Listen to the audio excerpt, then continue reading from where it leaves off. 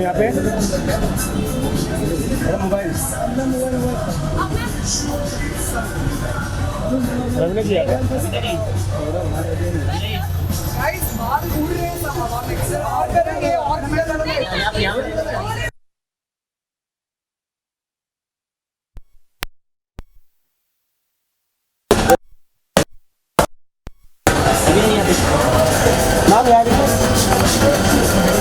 Ma'am look at ma'am ma'am madam ma'am या ma'am yes ma'am look at ma'am ma'am अरे पीछे आ रहा था अंदर भाई फुल लेंथ मिले ना पीछे आना पड़ेगा तो पीछे आओ ना हम लोग गाइड है ना भाई पीछे आना हाँ मैम लुक इन यहाँ पे मैडम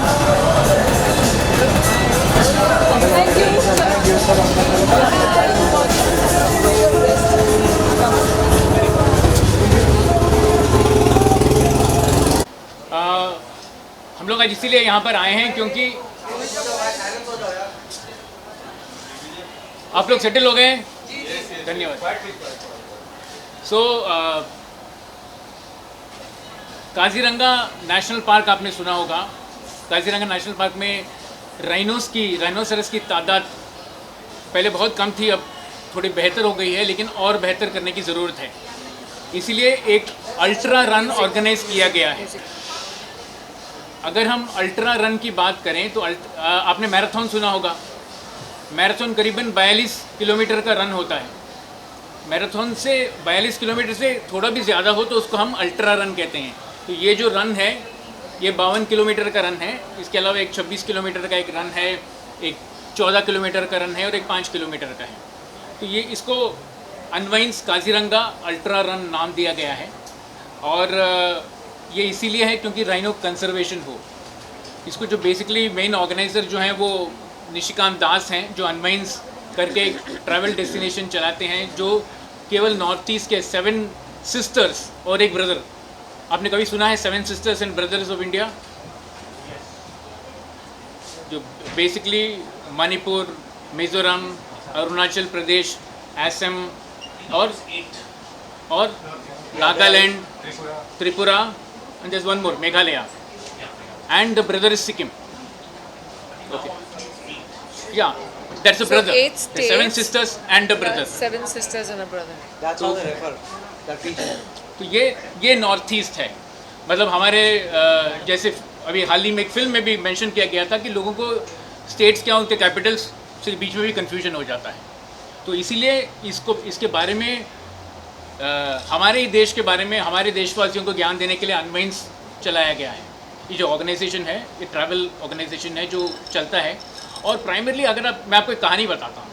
नागालैंड में एक बॉर्डर पे एक बंदे रहते हैं, वो उस विलेज के उस कबीले के चीफ हैं।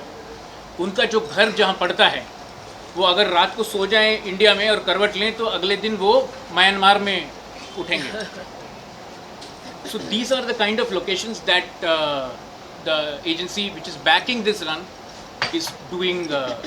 So Nishikant Das is the person who had set up this agency and Nishi मैं आपसे पहले शुरू करता हूँ कि why did you want to do an ultra run? आपने अल्ट्रा रन करने की क्यों सोची rather than do anything else? Because north east एक तो सबसे पहले तो अनवाइंस, अगर आपको मैं उसका मतलब समझा दूँ, being part of the same family.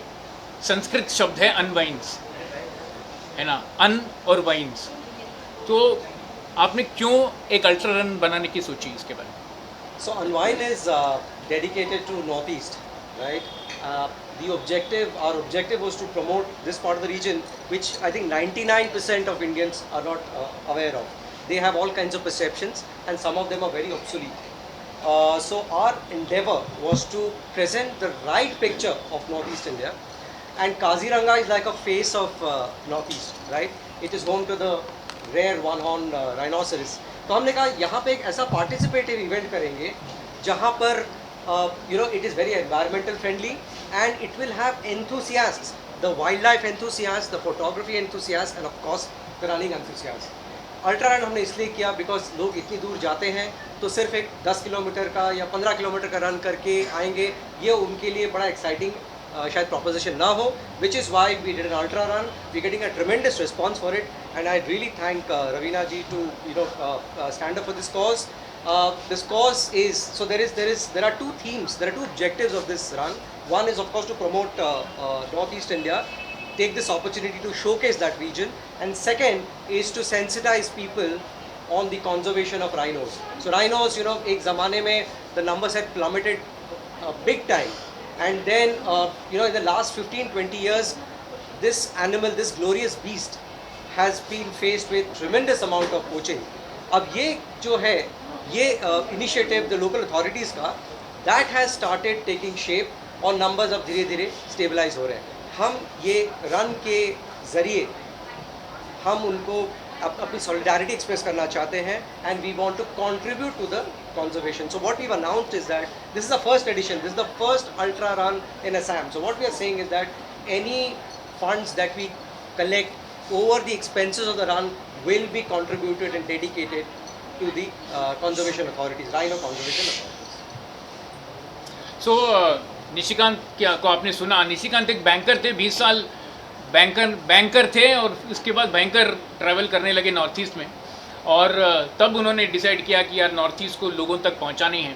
तो इसीलिए उन्होंने काफ़ी लोगों की मदद दी है. जैसे हमको सपोर्ट मिला है बंधन बैंक से. बंधन बैंक एक नया बैंक है, it's a very young bank, but still it has got a pan India presence. आजकल पैन इंडिया शब्द आपने बहुत सुना होगा. Pan India presence in 34 states and union territories with a network of over 5,640 outlets catering to more than 2.69 crore customers. So they are basically presenting this event for us. They are helping us do this event. And I don't think I can see Ritesh Mehta from the bank. वो भी पत्रकार थे हमारे और आपके जैसे पहले जी business में काम करते थे, and later he worked in State Bank, GMR Infrastructure, Yes Bank, and currently he is the Vice President and Head of the Corporate Communications at Bandhan Bank. Ritesh, can we see you somewhere?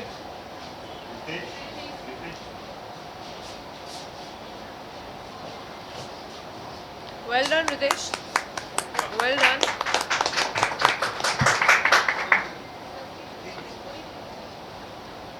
चलिए. Yeah, can you just come a little आगे, please? So we also have HDFC Ergo, which is a general insurance company. They have also come on board. It's basically the primary insurance entity of Munich Re Group of Germany, and they've also helped us support the event in a very, very big way. We have they are the wellness partner for the event, and we have Shilpa Desai here from HDFC Ergo. Shilpa is the head of marketing for HDFC Ergo. Hello. Thank you, Shilpa. She's also held leadership roles in marketing for ICICI, IDFC, Fullerton India Credit Company, and she's a engineer graduate in holds an MBA in marketing. So फिर भी उसके बावजूद भी आज के date में जो digital चल रहा है, तो she is pursuing a PhD in digital marketing in Bombay. So we also have HDFC Life, who's also supporting us as the life insurance partner for this event. क्योंकि आप इतना दौड़ करोगे तो इंश्योरेंस तो बेस्ट पॉलिसी हो जाता है. इनके अलावा हमारे पास ministry of north east development region है, MDonor बोलते हैं, जो सारे 8 स्टेट्स का ख्याल रखते हैं. वो मिनिस्ट्री हमको सपोर्ट कर रही है. स्पोर्ट्स अथॉरिटी ऑफ इंडिया, जो मिनिस्ट्री ऑफ स्पोर्ट्स के अंतर्गत आता है, उसके अंदर इस इवेंट को फिट इंडिया मूवमेंट के अंदर भी उन्होंने रिकग्नाइज़ किया है पहले ही साल में, जो काफ़ी बड़ी बात है. और वहाँ पर एक लोकल काजीरंगा में ही एक होटल बोरगोस करके है, जो सबसे बड़ा वहाँ का रिजॉर्ट है, जो हमको हमारा लोकेशन और सब स्पॉन्सर कर रहा है वहाँ पर. So they are the venue partner actually for the unwinds Kaziranga run 2023. So now ये जो लेडी यहाँ बैठी हैं, इनको मैं करीबन 30 साल से जानता हूँ. जब पत्थर के फूल के लिए शूट कर रही थी तो पहली बार मैं इनसे मिला था. She is always been passionate about animals, social causes. This is possibly the 3rd or the 4th conference that she is coming for me for a social cause. So आप सोच के देखिए तो कितने social causes से जुड़ी हैं. तो ये बताइए, एक शहर की लड़की अरण्यक का रक्षक कैसे बन गई? आई थिंक बहुत ज़रूरी है, जहाँ तक मैं देखती हूँ और जहाँ तक हम सभी देख रहे हैं कि आजकल बहुत बात होती है क्लाइमेट चेंज की, ग्लोबल वार्मिंग की, और हम सब इफ़ेक्ट्स देख ही रहे हैं जिस तरीके से हमारी क्लाइमेट बदलती जा रही है। हम सिर्फ हिंदुस्तान की बात ना करें तो हम वर्ल्ड वाइड देखें तो डिज़ास्टर्स आर मल्टीप्लाइंग एंड प्रश्न यही उठता है कि हम किस तरह की दुनिया अपने फ्यूचर जनरेशन्स के लिए, किस तरीके का प्लैनेट हम अपने फ्यूचर जनरेशन्स के लिए छोड़ के जा रहे हैं। सबसे बड़ा प्रश्न ये है, अगर हम खुद देखभाल नहीं कर सकते तो शायद हमें फ्यूचर जनरेशन, या हमें आगे हमारे बच्चों की जो नस्ल है जो पैदा करने का फिर हक ही नहीं है, अगर हम उसकी भी देखभाल नहीं कर सकते जो हमारे पास है अभी। क्योंकि जो डिज़ास्टर्स उनके ऊपर टूट पड़ेंगे, हम तो शायद रहें ना रहें, लेकिन जो हमारी आगे की फ्यूचर जनरेशन्स हैं, they have a lot to repair. हम लोग ने जितना अब तक इस प्लैनेट को थोड़ा बहुत बर्बाद किया है, जो उनको रिपेयर वर्क करना है वो उनके लिए शायद बहुत ही भारी पड़ जाएगा। So for me it's very very important कि हम लोग पहले तो ये रियलाइज़ करें कि हमारे पास प्लैनेट बी नहीं है। 2-3 लोगों के पास होगा, एलन मस्क के पास होगा स्पेसशिप, किसी और के पास होगी स्पेसशिप, हम सब कहाँ जाएंगे भाई? तो प्लैनेट बी नहीं है इस समय, न हमने मून पे अभी तक उसको कॉलोनाइज किया है, we done nothing. So right now the only thing what we have done is we have ruined this planet that we already have.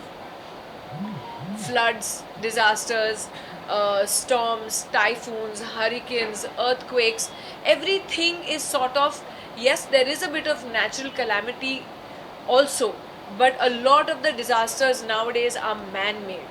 Man-made ये नहीं कि हमने जाके वहाँ किया, लेकिन over the years जिस तरीके से हमने इस planet की देखभाल नहीं की है, जिस तरीके से चाहे डिफॉरेस्टेशन हो या पोचिंग हो या हैबिटेट लॉस हो, जो भी जिस तरीके से हमने किया है, पोल्यूशन, ओवर पोल्यूट। अभी हाल ही में मैंने पढ़ा, I don't know whether that's a fact और नो, क्योंकि मैं तभी इंडिया में नहीं थी, कि मुंबई की हवा का जो इंडेक्स है वो दिल्ली से भी शायद बदतर हो गया था। Was it true? It had come in the news, जो आज तक कभी देखा नहीं, क्योंकि हमारी एडवांटेज मुंबई की है कि हम कोस्टल रीजन में है, तो जो हवा आती है उससे हमारी हवा इनलैंड ज़्यादा, it takes all the pollution away, but now even that has stopped happening. पहली बार शायद मुंबई की हिस्ट्री में ऐसा होगा कि एयर क्वालिटी हमारी इतनी ख़राब है। तो हम क्या कर रहे हैं? आप अगर स्टेटिस्टिक्स देखेंगे, जिस तरीके से जो जितनी बर्थ रेट है, चाहे वो दिल्ली में हो और मुंबई में हो, ज़्यादातर बच्चे आजकल अस्थमेटिक पैदा होते हैं, जो पहले नहीं होता था। तो क्यों हम ये सब कर रहे हैं? सो मेरा मेन कॉज ये है टू क्रिएट अवेयरनेस कि हर प्राणी, हर पशु, हर झाड़